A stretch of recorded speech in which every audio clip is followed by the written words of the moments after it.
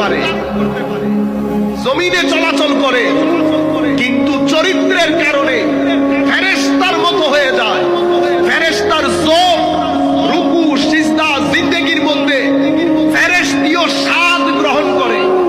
এমন মানুষ যখন শিলাই খুলে যায় ভিতরে, এই ফেরেশতীয় মানুষ শয়তানের রূপে আপনি সমাজের মধ্যে দেখতে পাবেন। মানুষ আল্লাহর এক আজীব সৃষ্টি। সেই কারণে আল্লামা ইকবাল লিখেছেন আসরারে খুদি। মসনবীর মধ্যে জালালউদ্দিন রুমি রহমতুল্লাহ আলাইহি রচনা করেছেন মানুষ কত দূর যেতে পারে। তো বলতে চাচ্ছিলাম আমার নবী